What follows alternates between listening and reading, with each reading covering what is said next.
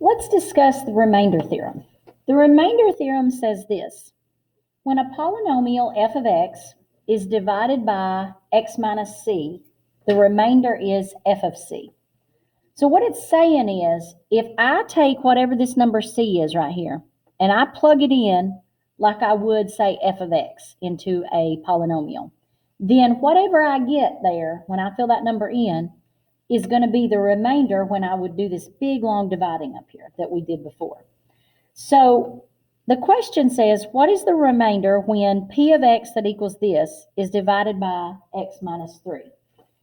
The remainder theorem says that if I take the c, which in this case is a 3, and I evaluate p of 3, if I find p of 3, then that will be my remainder. So what that means is you're going to take this 3 and you're going to fill it in everywhere you see an x up here. So 3 to the 5th minus 2 times 3 cubed minus 3 squared plus 2. And honestly, guys, you can key this straight into a calculator, okay? So I'm just going to use the calculator that I have here in the room. 3 to the 5th minus 2 times 3 cubed. Notice how I'm using my parentheses here. Minus 3 squared plus 2. And I get 182. So what is the remainder? The remainder is 182. Let's do another one. What is the remainder when p of x equal to this is divided by x plus 4? Now I want you to notice the difference here. This says divided by x minus c in this remainder theorem, but this one is a plus. So when you have a plus sign, that means that your c is going to be equal to a negative, whatever that number is, because the original formula is x minus. So if it's a plus, that means x minus negative 4. So what I'm looking for is p of negative 4 in this case.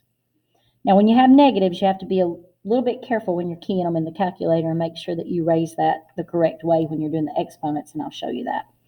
So x to the 5th, that's going to be negative 4 to the 5th minus 3 times negative 4 to the 4th minus 28 times negative 4 cubed plus 5 times negative 4 plus 20. And we're going to find out what that whole thing equals.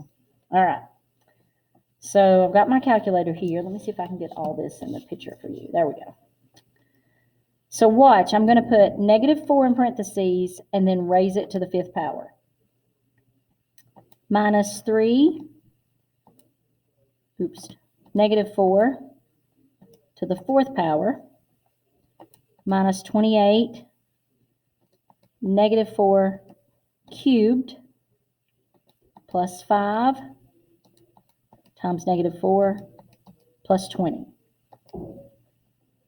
And we get 0. So here I get a remainder of 0. My answer here is 0. Which would also mean that x plus 4 is a factor of this polynomial. All right, if you have any questions, feel free to contact me.